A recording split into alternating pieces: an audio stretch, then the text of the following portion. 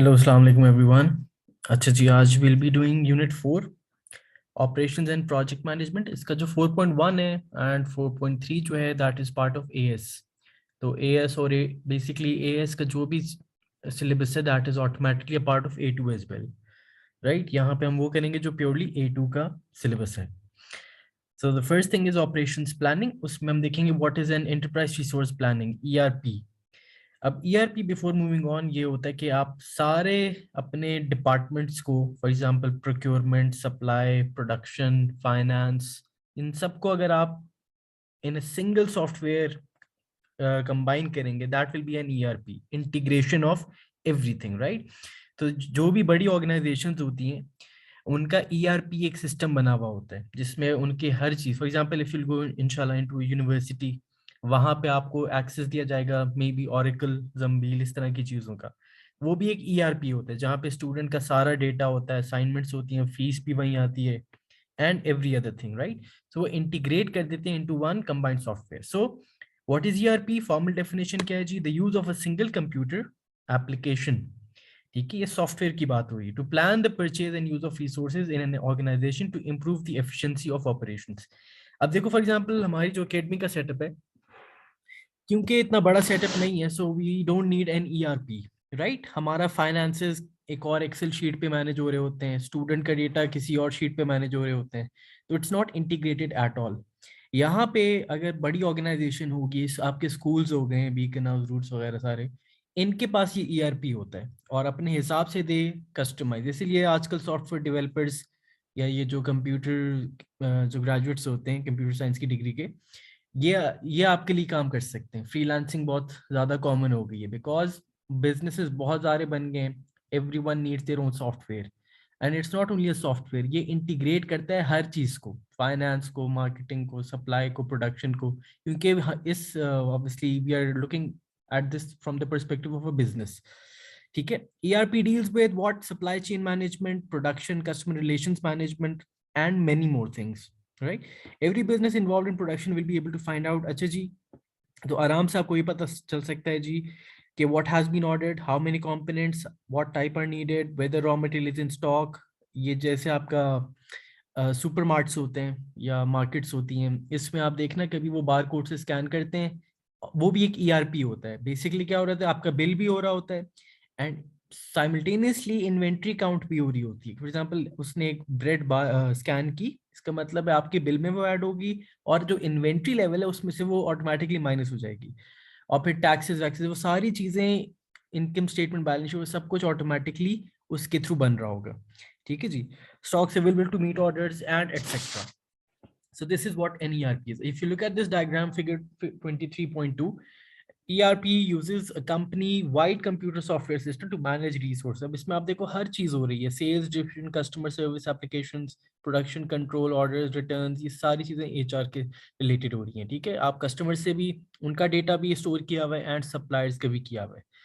Right, benefits क्या है इसके एंड ड्रॉबैक्स क्या है जी? Reduces cost at all stages of the supply chain, material and products are electronically tracked at all stage. अब देखो ये इसका आइडेंटिफिकेशन है, ये कॉस्ट कम कर देता है जी। कैसे कम कर देता है कि material and products are electronically tracked at all stage. जैसे मैंने आपको अभी सुपरमार्केट की एग्जांपल दी थी। Supply only according to demand, इसमें बहुत एक्यूरेसी आ जाती है, जितना आपको रीऑर्डर लेवल पर चाहिए उतना ही वो आपको डिलीवर करेगा सप्लायर आपका। Just in time ordering of inventories is possible using ERP. Improve delivery times, better customer service, department link. अच्छा, डिपार्टमेंट्स का लिंक हो जाते हैं मोस्ट क्लोजली, क्योंकि सारे डिपार्टमेंट्स का जो भी डेटा है that is integrated into one software, तो ये कोऑर्डिनेशन बढ़ा देता है। एंड देन मैनेजमेंट इंफॉर्मेशन, जैसे आपके डैशबोर्ड्स बने होते हैं, हर चीज डैशबोर्ड पे नजर आ जाती है। राइट, ड्रॉबैक्स क्या है जी? कॉस्ट बहुत ज्यादा लगती है, this can only be afforded by large companies. ERP एक छोटी कंपनी सॉफ्टवेयर तो बना लेगी, but to integrate in all of that into one ERP ये थोड़ा सा महंगा हो जाता है। The multiple ways of operating in different departments now must be reduced to one common system, and this is a very hectic task. क्योंकि देखो हर department के फाइनेंसेस की अलग रिक्वायरमेंट्स हैं, मार्केटिंग की अलग है, सप्लाई, उन सबको एक ही चीज में फिट करना, that could be time taking and that might not be even possible for some of the organizations. मुश्किल काम है ये। It is estimated that in most businesses, the full implementation of ERP can take 1 to 3 years, and this is minimum. क्योंकि you need to look at each and everything and then उसको try करते हैं, उसको test करते हैं कि यार ये सही रन हो रहा है क्या, सारी चीजें इंटीग्रेट हुई हैं या नहीं हुई हैं, and so on and so forth, right. So benefits भी हैं, ऑब्वियसली ड्रॉबैक्स भी हैं। फिर कैसे ईआरपी इंप्रूव करेगा बिजनेस एफिशिएंसी को? So you need to know these processes, कम से कम 3 to 4 आपको आने चाहिए, एंड देन इसके जो बेनिफिट्स टू एफिशिएंसी है, ये इसकी एक्सप्लेनेशन है। सबसे पहले तो inventory control, the same example that I give you a while back. All departments know exactly how much inventory is held, कितनी इन्वेंट्री है, उसकी कॉस्ट कितनी है, ट्रैक कर सकते हैं आपकी इन्वेंट्री कितनी रह गई है, कितनी ऑर्डर करवानी है, ये सारी चीजें। That all comes under inventory management और inventory control. Costing and pricing, precise cost of each order can be calculated. Again जैसे आप बिल्स करते हैं तो वहां पे ऑटोमेटिकली स्कैन करके उनका बिल्स जनरेट हो रहे होते हैं। Prices can be customised for each individual order. Again ERP कोई फिक्स चीज नहीं है, इसमें आप चेंजेस भी लेकर आ सकते हैं। You can make it dynamic and it has to be dynamic, क्योंकि हर ऑर्डर के लिए, फॉर एग्जांपल एक बहुत बड़ा ऑर्डर आता है तो आप हो सकते हैं you are giving discounts to that customer. ठीक है, अब डिस्काउंट जब देंगे तो ऑब्वियसली इसकी प्राइस आपको फिर अलग सेट करनी पड़ेगी, right. Capacity utilisation in a while, जैसे 4.4 आपको नजर आ रहा है, will look at what capacity utilisation is. आप ये देख सकते हैं कि यार आप अपनी फुल कैपेसिटी में से कितना परसेंट कैपेसिटी यूटिलाइज कर रहे हैं, how much are you producing actually, right. अगर 100% ऑब्वियसली कैपेसिटी फुल है, आर बी कंज्यूमिंग 80% और आर बी यूजिंग 50%, ये सारी चीजें देख सकते हैं। Responses to change indicates changes in orders, so all departments know simultaneously. Again ERP क्या था, integration of all systems था, all departments की coordination बढ़ी थी। तो यहाँ पे जैसी चेंज होगा कोई भी, वो that will be known to everyone। ठीक है, और इसीलिए जब known हो जाएगा तो फिर management can take decisions accordingly, यानी यहाँ पे आपकी फ्लेक्सिबिलिटी बढ़ जाती है। देन मैनेजमेंट इंफॉर्मेशन, हर चीज की इंफॉर्मेशन अवेलेबल होगी एट वन प्लेस, तो यहाँ पे there is no need to look for other sources. ERP पे आपको हर वाइटल इंफॉर्मेशन मिल जाएगी, right. Then comes capacity utilisation, the proportion of maximum output capacity currently being achieved. तो अब इसके फॉर्मूले से आपको समझ में आ जाएगा कि what does that mean. Current output level जितना आप प्रोड्यूस करें divided by maximum output level जितना you can produce actually, right. Into 100 का मतलब है जी ये कोई चीज परसेंटेज में आ रही होगी। सो ये स्पेशली कहाँ काम आएगी जी, मैन्युफैक्चरिंग बिजनेस में। आप ये देख सकते हैं कि यार आप कितने कैपेसिटी पे काम कर रहे हैं, और अगर कैपेसिटी, अगर we look at it in while, over capacity and under capacity का मतलब क्या होगा, what orders might be coming in, ये सारी चीजें आप देख सकते हैं। When utilisation is at a high rate, यानी कि above 90% और close to 100%, तो फिर क्या हो गया जी, average fix cost will spread out over many units and this concept is known as economies of scale. क्योंकि आप जब ज्यादा प्रोड्यूस करते हैं तो आपकी जो फिक्स कॉस्ट होती है that is spread over a large number of output, तो इसीलिए आपकी cost per unit, average cost कम होना शुरू हो जाती है। implications of operating under or over maximum capacity. अच्छा जी, excess capacity क्या है, exists when the current levels of demand are less than the full capacity, यानी जितनी डिमांड है वो कम है फुल कैपेसिटी से। तो क्या मतलब है जी, आपके पास स्पेयर कैपेसिटी पड़ी हुई है, राइट, क्योंकि इतनी डिमांड नहीं है तो you are not utilising every machine और everything. Rationalization is reducing capacity by cutting overheads to increase efficiency of operations.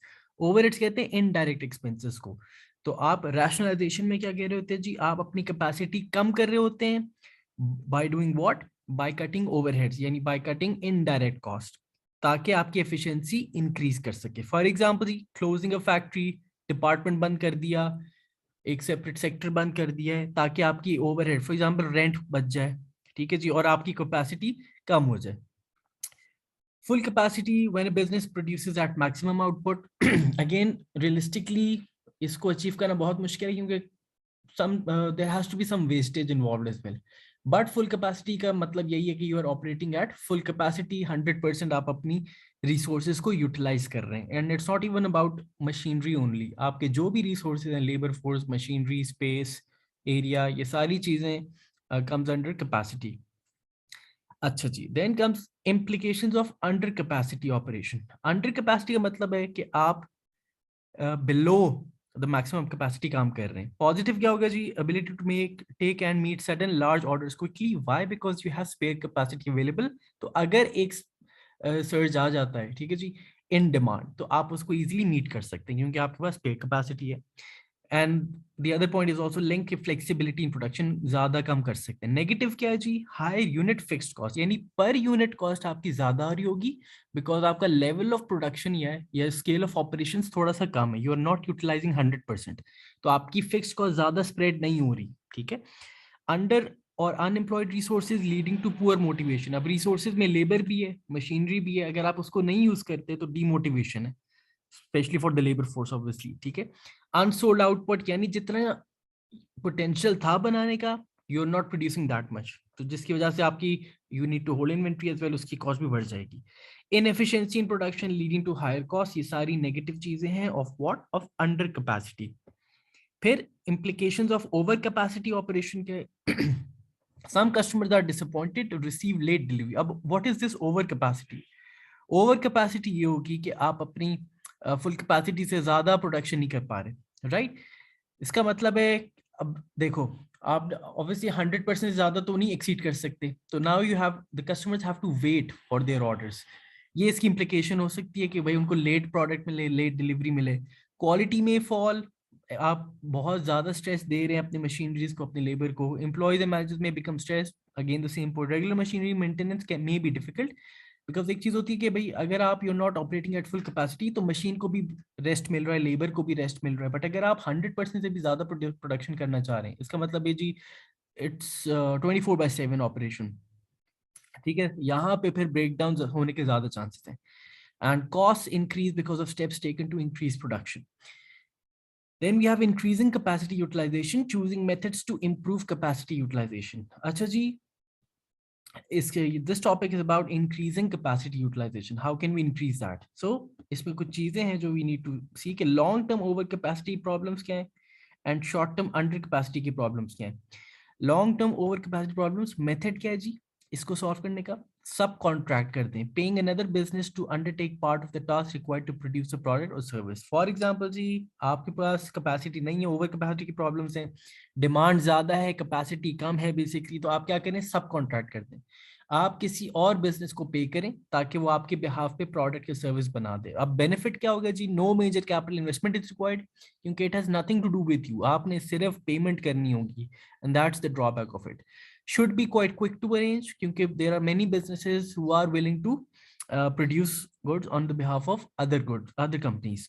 Offers much greater flexibility than expansion of facilities। अगर इसका फायदा क्या है जी, आप खुद भी इन्वेस्ट नहीं कर रहे कि भाई मैंने अपनी कैपेसिटी बढ़ानी है तो मैं ही इन्वेस्टमेंट करूं ज्यादा। At time of high demand आप सब कॉन्ट्रैक्ट करते हैं, जब लो डिमांड होगी तो there is no need to do anything, right, उसी को एडजस्ट कर लेंगे। सो यहाँ पे फ्लेक्सिबिलिटी ज्यादा आ जाती है। फिर कैपिटल, अच्छा इसका ड्रॉबैक क्या है जी, less control over quality of output, क्योंकि आप once you have subcontracted, इसका मतलब the other organisation has the control of output, ठीक है, तो उसकी क्वालिटी कैसी है वो आपको देखना पड़ेगा। May add to administration and transport cost, आपको एडमिनिस्ट्रेशन भी करनी पड़ेगी एंड देन डिलीवरी का भी खर्चा होगा, delivery from the subcontractor to your place, ठीक है, तो एडिशनल कॉस्ट पड़ सकती हैं। And then what about the times, what about the quality, ये सारी चीजें अनसर्टेन रह जाएंगी, रिलायबल होगा कि नहीं होगा, कस्टमर्स, क्योंकि देखो कस्टमर्स विल सी कि यार ये आपका गुड है, not the subcontract good but आपका गुड है। यूनिट कॉस्ट में be higher than in house production due to the suppliers profit margin, obviously वो जितनी भी उसको कॉस्ट पड़ेगी वो उस कॉस्ट पे कुछ मार्कअप रख के आपको बेचेगा, फिर आपको देगा, ठीक है, तो यहाँ पे हो सकता है आपको एडिशनल कॉस्ट थोड़ा सा महंगा पड़ जाएगा ये।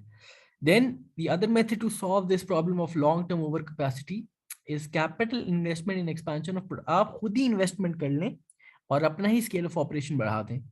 बेनिफिट क्या होगा जी, लॉन्ग टर्म इंक्रीज कैपेसिटी, यानी कि अब आपके पास अपना सेटअप होगा, तो जब भी डिमांड इंक्रीज होगी you don't have to reach out to anyone else, आप खुद ही बढ़ा और या कम कर सकते हैं। Firm is in control. अब जो इसके ड्रॉबैक्स थे सब कॉन्ट्रैक्टिंग, इसके बेनिफिट्स भी हो रहे हैं, क्योंकि अब फर्म क्योंकि खुद ही बना रही है तो full control of quality of number of demand जितना भी है यूनिट्स, वो that is entirely under your control. New facility should be able to use latest equipment and methods, और क्योंकि आप इन्वेस्टमेंट कर रहे हैं तो you will be also investing in machineries, other economies, और आप जब अपना ही स्केल ऑफ प्रोडक्शन बढ़ाएंगे तो ऑब्वियसली इकोनॉमीज ऑफ स्केल, या फिर इन अदर वर्ड्स आपकी एवरेज कॉस्ट पर यूनिट कम हो जाएगी। हाउएवर इसके लिए आपको इनिशियल इन्वेस्टमेंट बहुत ज्यादा चाहिए, क्योंकि आप इन्वेस्टमेंट कर रहे हैं भाई, you might need to rent out any other place, machineries में इन्वेस्ट करना पड़ेगा, लेबर हायर करना पड़ेगा, ये सारी प्रॉब्लम्स हो जाएंगी, ठीक है। Increases total capacity but problems could occur if demand should fall for a long period. आपने इन्वेस्टमेंट तो कर दी, but what if there is a shortage of demand then, यानी डिमांड लॉन्ग टर्म के लिए कम हो जाए, तो जो भी आपने इन्वेस्टमेंट की थी वो you have to do something about it, क्योंकि आपका पैसा तो फंस गया है और डिमांड भी कम हो गई है, ठीक है। Takes time to build and equip a new facility and, और आपको ऑब्वियसली इन्वेस्टमेंट कर रहे हैं, you need to search out for the place, machinery मंगवाना, लेबर हायर करनी, सारी चीज़ें टाइम टेकिंग होती हैं। तो ये शॉर्ट रन में थोड़ा सा मुश्किल हो सकता है इसको अरेंज करना, ठीक है। The other problem is short term under capacity problems. Under capacity क्या था जी, you are producing below the maximum capacity. So इसमें क्या कर सकते हैं आप, maintain output and produce stocks, जिसका बेनिफिट क्या होगा जी, no part time working for staff, इसका मतलब आपकी कॉस्ट भी बचेगी, जॉब सिक्योरिटी फॉर स्टाफ हो जाएगी, no need to change production schedules, order from suppliers, ये बेनिफिट्स हैं अंडर कैपेसिटी के, ठीक है। ड्रॉबैक्स क्या है जी, अनसूटेबल फॉर पेरिशेबल स्टॉक्स और those that go out of date quickly, यहाँ पे मसला हो सकता है अंडर कैपेसिटी का, क्योंकि पेरिशेबल आइटम्स जल्दी ही खराब हो जाते हैं। Stock holding cost can be very substantial, यहाँ पे इफ यू स्टोर इन ये अपनी इन्वेंट्री या जो भी आप प्रोड्यूस कर रहे हैं, तो उसकी होल्डिंग कॉस्ट ज़्यादा हो सकती है, and demand may not increase as expected, the goods may have to be sold at a substantial discount, और अगर डिमांड नहीं है उन गुड्स की तो फिर obviously you need to get rid of those, तो आप प्रमोशनल प्राइसिंग करके डिस्काउंट्स लगा के you need to get rid of them, तो इसका मतलब आपके प्रॉफिट मार्जिन कम हो जाएंगे। दूसरा काम क्या हो सकता है जी, introduce greater flexibility into the production process. अब ये कैसे हो सकता है, इसके बेनिफिट्स क्या है, production can be reduced during slack periods and increase when demand is high, so you have the margin to increase और decrease your production levels according to demand, यहाँ पे ये थोड़ा फायदा हो जाएगा। Other products can be produced that may follow a different demand pattern, आप अपने प्रोडक्ट पोर्टफोलियो को बढ़ा सकते हैं इस केस में, अंडर कैपेसिटी है ना, तो आप अपने जो बाकी रिसोर्सेज आइडल पड़े हुए use them to do something else, right, तो यहाँ पे रिस्क भी डाइवर्सिफाई हो सकता है।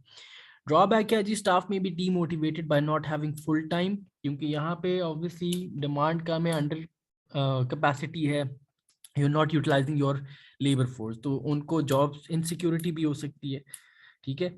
fully flexible and adaptable equipment can be expensive obviously, for example अगर मैं प्रिंटर लेता हूँ तो प्रिंटर का काम प्रिंट करना है, ठीक है, but if I need something that can print that can bind एक ही मशीनरी में, तो that machinery will cost me a lot, तो यहाँ पे हो सकता है that might cost you a lot.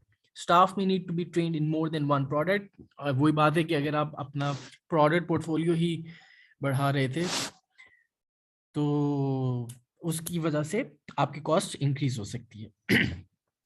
फिर we have long term under capacity problems, ये शॉर्ट टर्म की प्रॉब्लम्स थी, अब ये लॉन्ग टर्म की हैं। रैशनलाइज एग्जिस्टिंग ऑपरेशंस, अब ये वही है जी कि भाई रैशनलाइजेशन क्या था जी, you trying to cut down on your indirect cost. Advantage क्या है, reduces overheads, higher capacity utilisation, and drawbacks and redundancy costs for staff payments, staff uncertainty over job security, again वही बात आ गई। Possible threats to industrial action, industrial action होता है जब job insecurity होती है, तो आपका जो लेबर फोर्स होता है इफ इट्स नॉट सेटिस्फाइड तो वो क्या करते हैं, इंडस्ट्रियल एक्शन कर लेते हैं। इंडस्ट्रियल एक्शन मींस स्ट्राइक, ये सारी चीजें that goes against the employer, वो काम करने से मना कर देते हैं या काम गलत करना शुरू हो जाते हैं एज अ स्ट्राइक, या आप कह लें एज जैसे हम धरना देते हैं ना सिटिंग्स वगैरह, protest, as a protest. Capacity may be needed later if economy picks up, if firm develops new products, तो उस केस में फिर चाहिए होगी, राइट। दूसरा तरीका क्या है जी, research and development into new products. अब ये वही बात है कि आप अपनी फ्लेक्सिबिलिटी इंक्रीज करनी है तो आप दूसरे प्रोडक्ट्स में रिसर्च करें, and first you need to research. Benefit क्या है जी, will replace existing products and make business more competitive, if introduce quickly enough might prevent rationalisation. अच्छा जी, अगर आप ये जल्दी से कर सकते हैं तो आपको you don't even need to rationalise, यानी you don't need to shut down departments या शट डाउन फैसिलिटीज, क्योंकि आपको you have the use for other idle resources, आपकी मशीनरी काम आ जाएगी, आपका लेबर फोर्स परमानेंट हो सकता है अगर आप you can quickly come up with any other product. But drawback है जी, एक्सपेंसिव होगा, अगेन रिसर्च करना टाइम कंज्यूमिंग हो जाता है, you need to collect data and all of that cup may take too long to prevent cutbacks in capacity and rationalization, और usually ये इतना जल्दी हो नहीं सकता जितना जल्दी हम कह रहे हैं। तो यहाँ पे चांस यही है कि पहले रैशनलाइजेशन हो ही जाए, यानी डिपार्टमेंट बंद हो ही जाए, क्योंकि दे आर आइडल, उनका कोई काम नहीं आ रहा। Requires long term planning, again this is long term, right. अच्छा जी, then comes outsourcing, benefits of outsourcing in each situation. Outsourcing क्या है जी? Using another business which is a third party to undertake a part of the production process rather than doing it within the business using the firm's own employees. तो आप क्या करते हैं outsourcing में? आप part of your production process outsource करते हैं to a third party, यानी किसी और कंपनी, कोई और कंपनी जो है आपके बिहाफ पे चीजें प्रोड्यूस करी, तो हम, दिस इज सिमिलर टू सब कॉन्ट्रैक्टिंग। तो इस केस में क्या होगा? वही एडवांटेजेस वही ड्रॉबैक्स होंगे जो आपके सब कॉन्ट्रैक्ट में थे। For example, reduction and control of operating cost, ये बेनिफिट हो जाएगा, क्योंकि it might be cheaper to buy specialist service as and when they are needed. For example जी, एक कंपनी है, it's not very good at marketing, तो वो क्या करेगी? एक मार्केटिंग एजेंसी, एडवर्टाइजिंग एजेंसी को कॉन्टैक्ट करेगी and will ask them to make an ad for them, right. तो now that company is specialized in making ads, तो जो भी आउटपुट मिलेगा that would be a lot better अगर company खुद कर रही होगी, तो ये एक बेनिफिट हो सकता है। Increased flexibility, again fixed costs are converted into variable cost. Why? Because you don't need to invest in machinery वगैरह, आपने क्या किया जी? आउटसोर्स कर दिया। Improved company focus, company can focus on its core activities, यानी जो मेन एम्स होंगे वो कर ले खुद, और जो सेकेंडरी चीजें होंगी वो आउटसोर्स कर देगी। तो यहाँ पे फोकस भी डाइवर्ट नहीं होगा। Access to quality service and feed up internal resources for use in other areas. अगर आप आउटसोर्स कर देते हैं तो आपकी जो बाकी रिसोर्सेज हैं जो आइडल हैं वो किसी और काम आ सकते हैं। ड्रॉबैक क्या है? Again loss of jobs with in the business, क्योंकि आपने आउटसोर्स कर दिया तो अब कुछ एम्प्लॉयज की जरूरत आपको नहीं पड़ेगी। इसका नुकसान क्या होगा जी? डीमोटिवेशन फॉर द अदर, जो जो भी बच गए एम्प्लॉयज उनके लिए भी डीमोटिवेशन होगी। Customer resistance, why? Because customers might not be comfortable with the quality of the products, या मे बी जो प्राइस उनको पड़ी होगी आउटसोर्सिंग के थ्रू, तो हो सकता है वो रेजिस्ट कर लें। Quality issues, again loss of control, ये सारी चीजें आ जाएगी। दिस वॉज आउटसोर्सिंग, ठीक है। Now there is one more thing, ये 4.5 भी कर लेते हैं, लेट मी सी।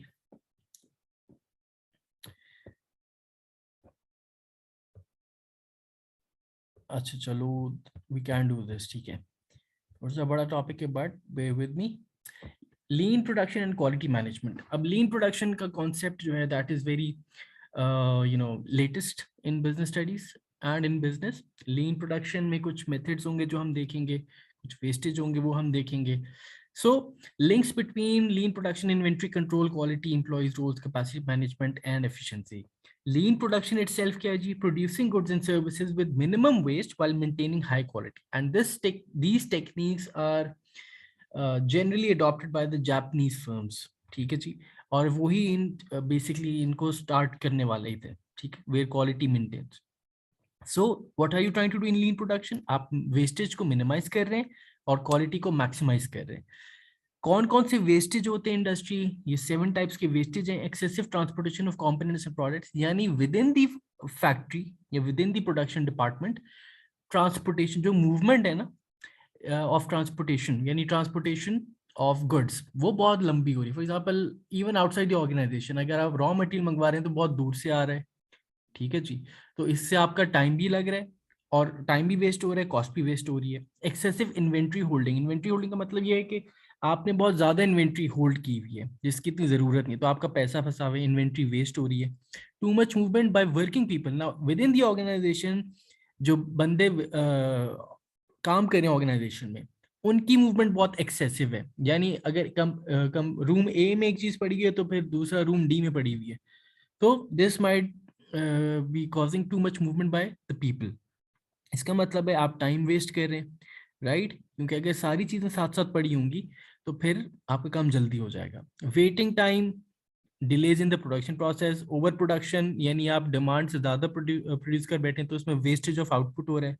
ओवर प्रोसेसिंग, यानी कि आप सिंपल चीज को बहुत ज्यादा प्रोसेस अप्लाई करके कॉम्प्लेक्स बना रहे हैं, ठीक है। एंड देन डिफेक्टेड, डिफेक्ट्स का मतलब ये है जी, आपने प्रोडक्ट तो बना ली, कंप्लीट कर लिया, बट देन क्वालिटी मेंटेन नहीं हुई, तो फिर that defected product has to be send back, और उस पर दोबारा से काम करना पड़ेगा। ये सारे वेस्टेज होते हैं इंडस्ट्री में। अब लीन प्रोडक्शन के बेनिफिट क्या है? Waste of time and resources substantially reduced, क्योंकि आप यही चाह रहे हैं कि भाई आप वेस्टेज को कम से कम रखें, इसीलिए यूनिट कॉस्ट आर रिड्यूस्ड, यानी एवरेज कॉस्ट आपकी कम हो जाएंगी, कॉस्ट कम होगी तो प्रॉफिट्स ज्यादा हो जाएंगे। Working area is less crowded and easier to operate in, क्योंकि आपने रिस्ट्रिक्ट कर दिया इन सारी एक्सेसिव चीजों को। Less risk of damage and no new products launch more quickly, क्योंकि यहाँ पे टाइम भी रिसोर्स है, पैसा भी रिसोर्स है, वो सारी चीजें बच जाती हैं आपके पास। बट ड्रॉबैक्स क्या है जी? इसको परफेक्ट करने के लिए employees may require training which can be costly to the business, क्योंकि you need to train employees a lot for this to apply.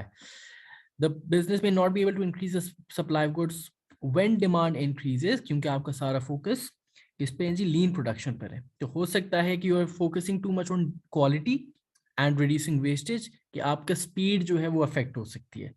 Lean production leads to job losses which may damage reputation, क्योंकि आप efficiency चाह रहे हैं तो हो सकता है you are willing to employ machinery instead of labor force. अब lean production and links with production process क्या है जी? Inventory control, low inventory levels using just in time. Just in time क्या है जी? आप inventory तभी बना रहे हैं जब required है। तो यहाँ पे आपकी जो excessive inventory थी ना, जिसकी holding cost ज्यादा पड़ी थी, that can be saved. Quality, continuous quality assurance using total quality management, इस पे हम देखते हैं, it's a separate topic in this unit. Employees roles, highly skilled teamwork, flexible roles, responsible for quality using cell production. We'll look at what cell production is, capacity management, flexible production when required, यानी ऊपर नीचे आप कर सकते हैं, and efficiency. For example, efficiency क्या है जी? Wastage कम, cost कम, output maximum. सबसे पहले we have lean production methods. अब हम methods की बात करेंगे, जिसमें सबसे पहले है cell production.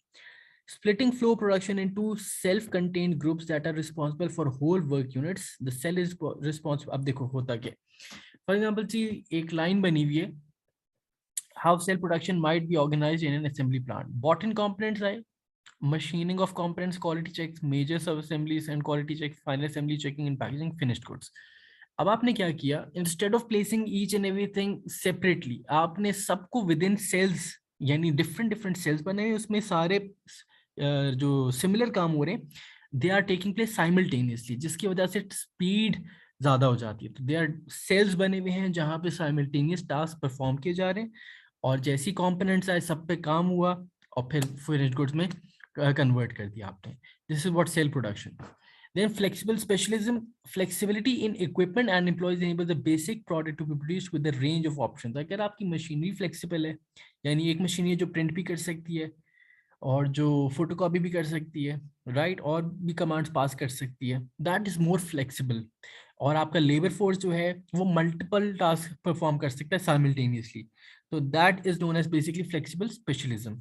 Flexible employment contract that allow non core workers to be called in. अब ये भी हो सकता है कि भाई जब आपको काम करवाना हो किसी ऐसे बंदे से जिसका टास्क कम रिक्वायर होता है, जिसकी एक्सपर्टीज कम रिक्वायर्ड होती है, फ्लेक्सिबल स्पेशलिज्म वुड मीन कि you are contacting that particular labour force to come in at that time, ठीक है, तो इससे आपकी कॉस्ट भी बचेगी और आपको एक्सपर्टीज भी मिल जाएंगी।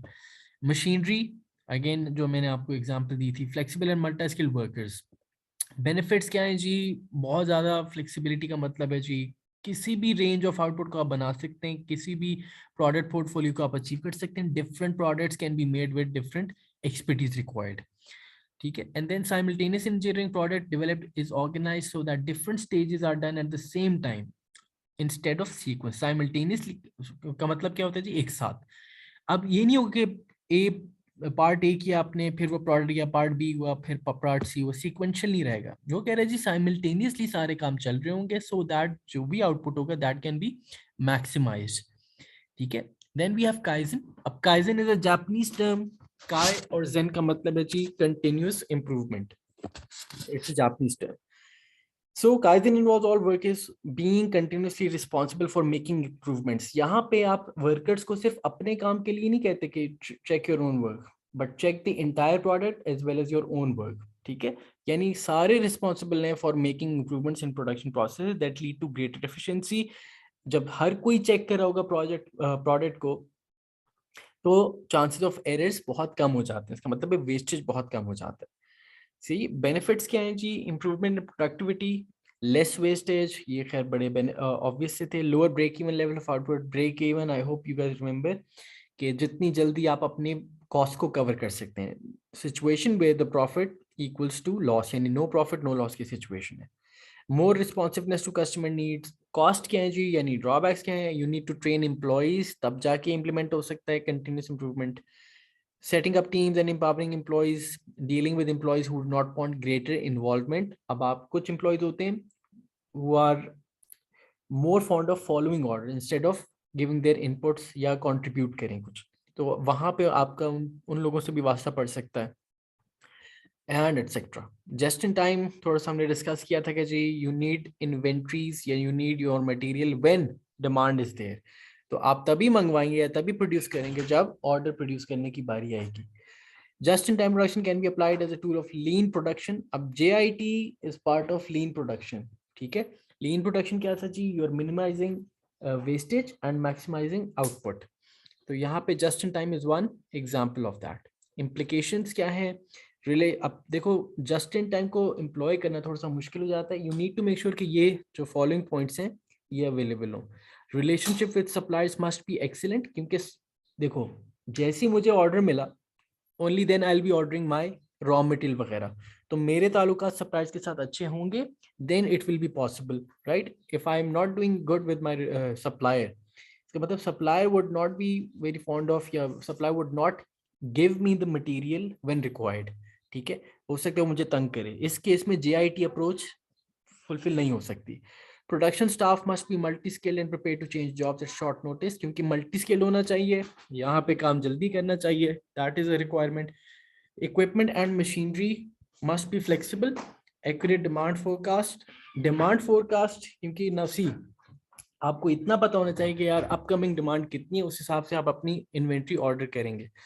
Excellent employee relationships, employees have to manage all of it, तो again you need to keep the staff motivated, अगर नहीं होंगे तो JIT approach नहीं हो सकती fulfill। and quality must be everyone's priority। just in time की basic requirement ये है कि आप इसको तब employ करें when you can ensure quality, वरना तो जल्दबाजी में आप काम तो कर लेंगे बट क्वालिटी नहीं हो सकती, ठीक है। बेनिफिट्स क्या है, business can save rent and insurance cost, why, because आप you are not buying inventory beforehand कि भाई मैं इन्वेंट्री स्टोर कर लूँ ज़्यादा सी, तो जैसी डिमांड आएगी मैं बना लूँ। Your ordering inventory at the time when demand is there, या जब आपको ऑर्डर मिलता है, ठीक है।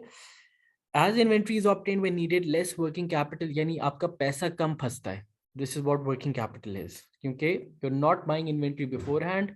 There is less likelihood of products becoming obsolete, क्योंकि अगेन जैसी ऑर्डर मिला तब ऑर्डर किया आपने इन्वेंट्री, तो इसका मतलब आउट ऑफ डेट नहीं हो सकती। Avoids the buildup of unsold finished products that can occur with sudden changes in demand।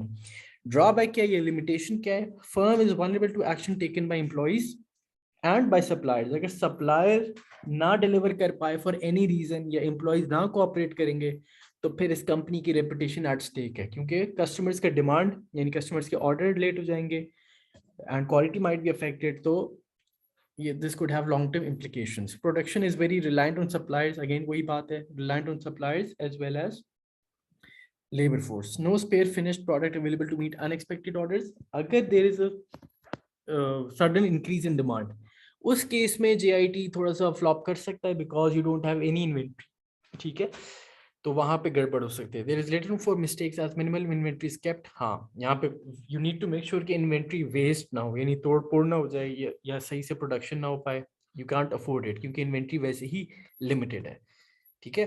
सो इसकी रिक्वायरमेंट्स क्या थी, ये benefits and drawbacks obviously you should no.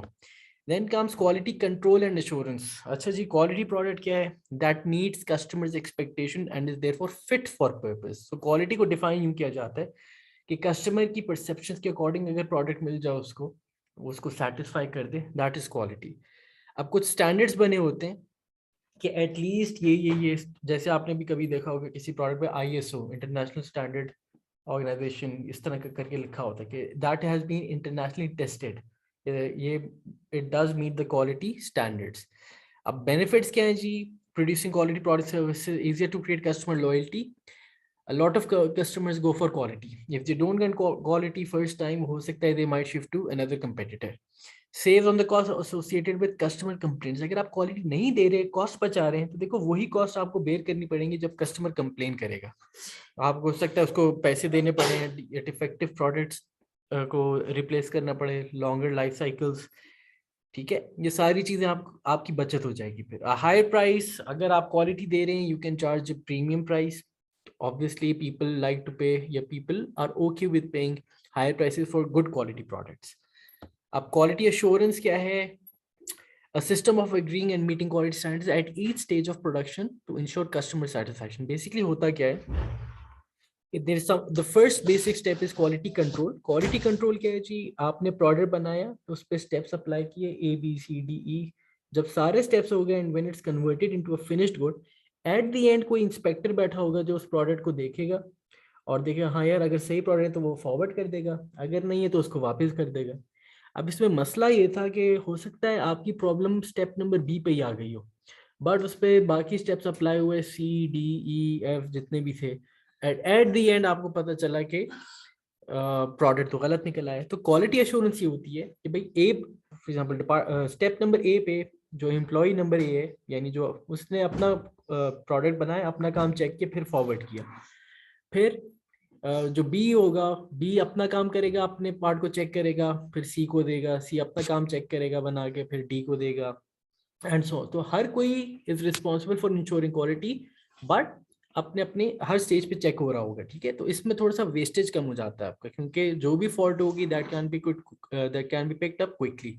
So employ की मोटिवेशन इसलिए बड़ी होगी क्योंकि उसकी इन्वॉल्वमेंट ज़्यादा है, उसकी रिस्पॉन्सिबिलिटी ज़्यादा है. Lower cost as defects can be corrected as they occur. जैसे ही आपको पता चला जी गलत है, वैसे ही पकड़ा गया product. Employees are in the best position to detect and correct faults.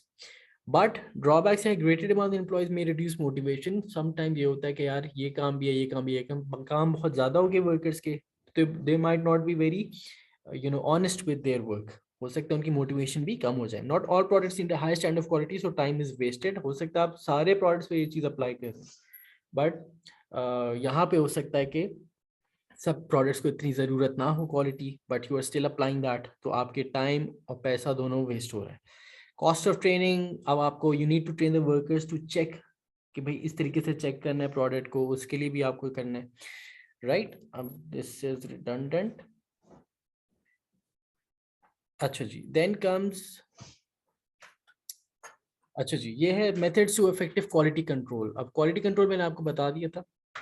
Prevention, the product follows requirement of customer allows for accurate production. Inspection होती है प्रोडक्ट की एट द एंड ऑफ, ये सबसे बेसिक था क्वालिटी कंट्रोल. इसके बाद था quality assurance जो हम ऊपर कर चुके हैं.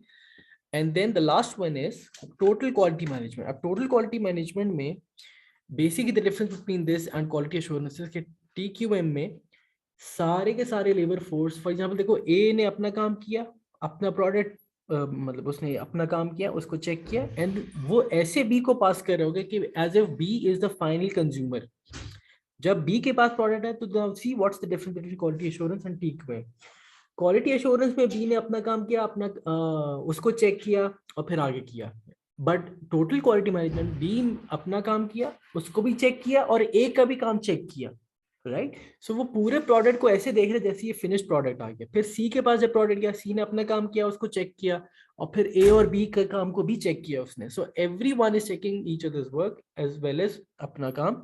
इससे होगा क्या जी, वो ऐसे असुम करते हैं कि जो भी नेक्स्ट बंदा है in line to work on that product, he और she is the final consumer. तो इससे आप इंश्योर करते हैं कि भाई क्वालिटी सबसे ज्यादा मेंटेन रहेगी. तो बेनिफिट क्या है जी, सबसे ज्यादा जो होता है कम वेस्टेज वो इधर होता है, क्योंकि यूनिट सारे एक दूसरे का काम भी चेक कर रहे हैं, सारे प्रोडक्ट को बार बार देख रहे हैं, एंड देन पार्टिसिपेशन अच्छी हो जाती है, मोटिवेशन हो जाती है, ब्ला ब्ला.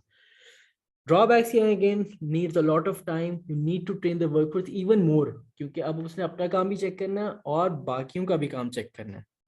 इसमें हो सकता है अगेन टाइम बहुत ज़्यादा लग जाए, क्योंकि ये सारे लोग अपना काम भी चेक कर रहे हैं और बाकियों का भी काम चेक कर रहे हैं. ठीक है, इंटरनल कस्टमर्स कौन, अच्छा यही बात होगी कि भाई हर अगला बंदा is deemed as an internal customer, यानी फाइनल कंज्यूमर की तरह देखा जा रहा होता है, राइट. अच्छा जी, देन बेंचमार्किंग ये होता है कि आप एक बेंचमार्क सेट करते हैं। बेंचमार्क इज द स्टैंडर्ड कि यार ये जो कंपनी कर रही है, ये जो क्वालिटी अप्लाई कर रही है, प्रोसीजर्स, हमने भी यही फॉलो करना है।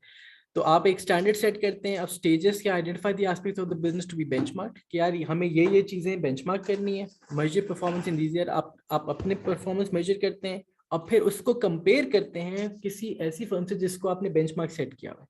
यानी it will be a very organise, very well organise, very well established company जिसका ये प्रोसीजर्स बहुत अच्छे होते हैं। फिर आप कंपेयर करते हैं, फिर आप देखते हैं कितना वेरी कर रहा है आपके स्टैंडर्ड्स विद देयर स्टैंडर्ड्स, और फिर आप उसको इम्प्रूव करते हैं और फिर रीवैल्यूएट करते हैं। बेनिफिट्स क्या होते हैं जी? encourages the generation of new ideas क्योंकि now you have another company to look at। फिर workforce is involved in the comparison exercise। employees को अपने ideas भी आएंगे and they'll be able to better apply जो भी changes implement किए जा सकते हैं। इंक्रीज मार्केट शेयर, प्रॉब्लम जब सॉल्व होंगी तो ऑब्वियसली अब आपके पास बेहतर क्वालिटी प्रोडक्ट आएगा, बेहतर not only quality products but for future reference आपके लिए एक स्टैंडर्ड बना हुआ होगा। ड्रॉबैक्स क्या है जी? एक्सपेंसिव है, and will you get the data required of that benchmark company जो भी आपने सेट किए। फिर can you copy that procedure directly? हो सकता है उसका प्रोडक्ट थोड़ा सा डिफरेंट हो, आपका डिफरेंट हो, तो वो स्टैंडर्ड्स ना आप रेप्लिकेट कर सकें। These are the problems associated with benchmarking. So इंशाल्लाह next time will move on with 4.6 project management. इसमें नेटवर्क डायग्राम है जिसका हम पास्ट पेपर से भी क्वेश्चन करेंगे। And then till then take care everyone. अल्लाह हाफिज।